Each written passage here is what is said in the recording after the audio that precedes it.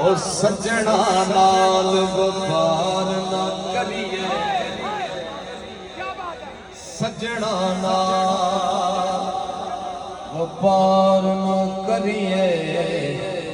नहीं ते फिर इजहार ना करिए। सजन लख गुनाही होवे ओदे ऐब शुमार न करिए, ते सजन पावे बन जाए दुश्मन ओदे उत्ते